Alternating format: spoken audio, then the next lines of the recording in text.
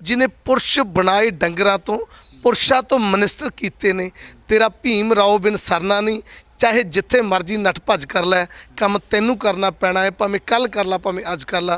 तो वो बहुत बड़ा मैसेज जब बाबा साहब ने सुना तो बाबा साहब ने बोला कि एक बार फिर उस जो गुरदास राम आलम जी हैं उनको फिर एक दोबारा उसको बोलने के लिए अक्टूबर 1951 को शहर पटियाला में गए। तो वहाँ पे उनकी जो भाषण चल रहा था उसमें से एक शरारती अंसर ने चलते चलते लाइट बंद कर दी। जो उनके उपासक थे वो एकदम सारे एक उनके बाबा साहब के मतलब आले दुआले इकट्ठे हो गए भाई कहीं कोई गलत शरारत ना कर दे।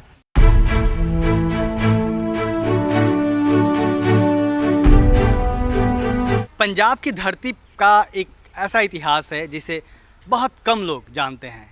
बहुत कम लोग यह जानते हैं कि बाबा साहब डॉक्टर अम्बेडकर अक्टूबर महीने में 1951 में पंजाब में 3 दिन के दौरे पे आए थे, जहां वो जालंधर सहित 3 अलग अलग शहरों में रहे थे और रैलियां की थी। क्या है उन 3 दिनों का इतिहास और क्या हुआ था उन 3 दिनों के बीच में? एक ऐसा इतिहास है जिसे पंजाब के लोग आज भी याद करते हैं। हमारे साथ हैं जीत सिंह जी जो सोशल एक्टिविस्ट हैं। सर, वो 3 दिन कौन से हैं जब बाबा साहब डॉक्टर अम्बेडकर पंजाब में आए थे, उसका इतिहास क्या है? पहले तो मैं दलित दस्तक का बहुत धन्यवाद करता हूं जिन्होंने बाबा साहब के मिशन को आगे बढ़ाने और उनकी कलेक्शन करने में बहुत ही अच्छा रोल निभाया है। तो बाबा साहब डॉक्टर बी आर अम्बेडकर 27 अक्टूबर 1951 को पंजाब की धरती पे पहली बार आए थे। तो वो बाई एयर आए थे अमृतसर से मतलब बाई रोड वो जालंधर पहुँचे थे। तो जो रास्ते में इतना लोगों में जोश था और लोगों ने बहुत सारी चीज़ें दूध और दूसरा लंगर भी लगाया हुआ था और वो तरस रहे थे कि बाबा साहब के दर्शन हो जाएं। लेकिन समय को देखते हुए फिर भी बाबा साहब को 2 जगह रुकना पड़ा, ब्यास और करतारपुर। और उसके बाद बाबा साहब जालंधर में जहाँ पे रेस्ट हाउस है सैनिक रेस्ट हाउस में रुके और शाम को 5 बजे बूटा मंडी पे उनका 2 घंटे भाषण रहा, जिसमें से बाबा साहब ने बहुत ही महत्वपूर्ण बात कही थी कि अगर मैं चाहता तो मैं जज भी बन सकता था और अपने जीवन को बहुत सुखमय बता सकता था, लेकिन मैंने अपनी ज़िंदगी का सबसे कठोर रास्ता लोक सेवा का रास्ता चुना।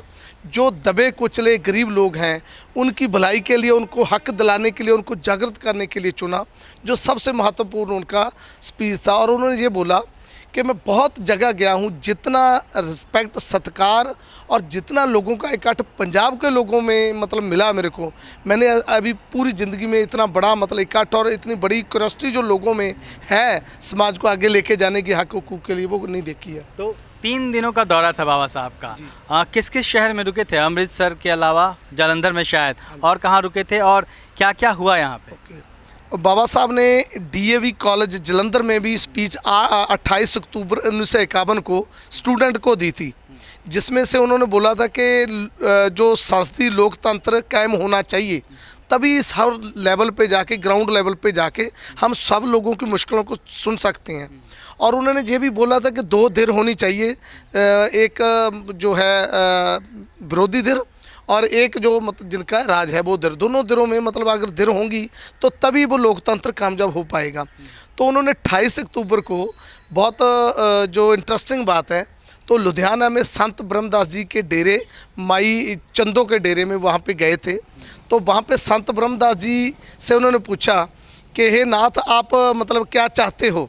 उन्होंने बोला था कि बाबा साहब, जे पंजाब के जो गरीब लोग हैं वो इतनी गुलामी की ज़िंदगी जी रहे हैं, मैं चाहता हूं कि उनके हाथ से जो खुरपा और जो घास है वो ख़त्म कर दो, गुलामी उनकी ख़त्म कर दो और हम लोग आपके साथ मतलब रहेंगे। जहां आप हमें हुक्म करोगे तो हम वहीं पे आपका साथ देंगे। जिस भी मूवमेंट में रहोगे तो संत ब्रह्मदास और इनके उपासक सबसे आगे रहेंगे बाबा साहब के मिशन के लिए। और उसके बाद 28 अक्टूबर के बाद बाबा साहब 29 अक्टूबर 1951 को शहर पटियाला में गए। तो वहाँ पे उनकी जो भाषण चल रहा था उसमें से एक शरारती अंसर ने चलते चलते लाइट बंद कर दी। जो उनके उपासक थे वो एकदम सारे एक उनके बाबा साहब के मतलब आले दुआले इकट्ठे हो गए भाई कहीं कोई गलत शरारत ना कर दे। तो तभी बाबा साहब ने बोला था कि देखो यहाँ पे जो लोग जो मेरे साथ किया गया है, अब ये एक क्रांति का साइन है कि जब विरोध होता है तभी क्रांति जो मतलब क्रांति करने वाला है साथी आगे जाता है।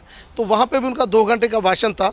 ये भी एक बहुत ऐतिहासिक मतलब जो उन्होंने स्पीच वहाँ पे दी थी कि आने वाला समा वो है कि अगर हम एकजुट होकर इकट्ठे होकर अपनी राष्ट्रता के लिए प्रयास करेंगे तभी हम जो है आगे अपने हक हकूक़ ले पाएंगे। मैं समझता हूँ कि ये बहुत बड़ी क्रांति का विगल था पंजाब के लोगों के लिए, जिसमें से सबसे मेन रोल जो था वो सेठ किशन दास का था। और पटियाला में लुधियाना में उन्होंने ये भी बोला कि शेड्यूल्ड कास्ट फेडरेशन थी जिनके अगुवाई में जो इलेक्शन होनी थी, और उस इलेक्शन में उन्होंने बाबा साहब ने वो दिया मतलब कहा था कि शेड्यूल्ड कास्ट फेडरेशन के लोगों को जिताओ ताकि हम आने वाले समय में अपने लोगों के हक हकूक़ के लिए मतलब आगे बढ़ सकें।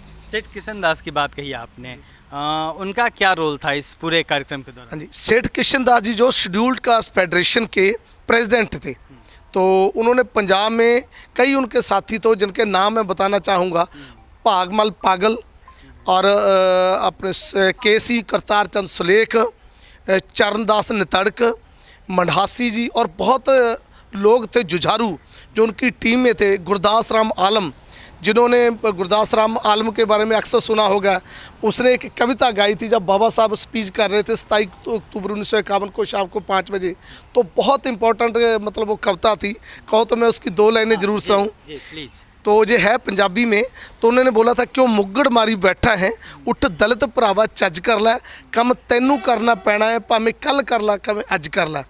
वो जो मुगड़ होता है जब सर्दी, मतलब क्या हुआ हिंदी में? हाँ, हिंदी में जब सर्दियों में लोग गांव में बैठते हैं ना, वो नीचे बैठ जाते हैं और उसके ऊपर एक खेसी होती है कि मतलब चादर लिपेटी, तो इकट्ठे होके ना वो मुगड़ मार के बैठते हैं सर्दी से बचने के लिए। तो वो उन्होंने बोला कि आप उस मतलब बैठो मत, मुगड़ मार के मत बैठो, कोई काम चज कर लो, यानी काम करो, कोई मिशन का काम करो, और काम भी आपको ही करना पड़ना है। उन्होंने लास्ट में एक वो बोला था, जिन्होंने पुरुष बनाए डंगरा तो, डंगर होते हैं पशु, तो बाबा साहब के लिए बोला था डंगर खींचने की जो बात है। हाँ जी, हाँ, कही जाती। जिन्हें पुरुष बनाए डंगरा तो, पुरुषा तो मिनिस्टर कीते ने, तेरा भीम राव बिन सरना नहीं, चाहे जिथे मर्जी नट भज कर लै, कम तेनू करना पैना है, भावें कल कर ला भावें अज कर ला। तो वो बहुत बड़ा मैसेज जब बाबा साहब ने सुना, तो बाबा साहब ने बोला कि एक बार फिर उस जो गुरदास राम आलम जी हैं उनको फिर एक बार दोबारा उसको बोलने के लिए किया जाए। तो उसमें लोगों में बहुत ज़बरदस्त जोश आया था। तो मैं आपको बताऊं कि 1937 में जो पंजाब के 2 जाति इकट्ठी हुई थी, एक उन्होंने आदि धर्म लिखाया था, दुआबे एरिए के जो मतलब रविदासिये थे और माझे के मजहबी वाल्मीकि और जो मतलब चूड़ा कहे जाते थे, वो दोनों एकजुट हुए थे। तो उसमें 8 में से जो पंजाब की वो सीटें थी उसमें 7 सीटें जीती थी, जिसमें सेठ किशन दास जी, तो सेठ किशन दास जी यहाँ से जलंधर से बिजी हुए थे। कौन सी पार्टी से लड़ा गया? शेड्यूल्ड कार्ड फेडरेशन थे, आरपीआई था, RPI Republican party of India जो बाबा साहब ने बनाई थी। तो मैं ये समझता हूँ आज भी हमारे पास जो बाबा साहब ने बहुत बड़ा इतिहास दिया है और तो बहुत बड़ा हमें मतलब गाइडलाइन दिया है, मार्ग दिखाया, उस मार्ग पे चलते हुए हम आने वाले समय में जो उन महापुरुषों ने इस धरती जहाँ महापुरुष चले जाते वो पवित्र हो जाती है, उनकी वजह से जो SC ST OBC लोग हैं इतनी बड़ी उन्नति कर रहे हैं, हम उनको फॉलो करते हुए उनके विचारों पे चलते हुए उनको प्रचार प्रसार करते हुए अपने जीवन में डालना चाहिए। और आने वाले समय में बाबा साहब के मिशन के लिए खास करके पढ़े लिखे लोगों को जिनके लिए उन्होंने बोला था उनको काम करना चाहिए, तभी हम आगे बढ़ सकते हैं। बहुत बहुत शुक्रिया जीत सिंह जी कि इन्होंने वो 3 दिन का इतिहास बताया, और आप खुद भी जीत सिंह जी की बातों को सुनते हुए और जो उन्होंने कविताएं कहीं उसे सुनते हुए मैं तो महसूस कर पा रहा था, मैं देख पा रहा था कहीं ना कहीं कि हाँ बाबा साहब उस दौर में किस तरीके से आए होंगे। ये 3 दिनों का इतिहास है जो ऐतिहासिक है अम्बेडकरी आंदोलन के लिए, पंजाब की धरती के लिए। आपका बहुत बहुत धन्यवाद। कैमरामैन सिद्धार्थ के साथ मैं अशोक दास, दलित दस्तक।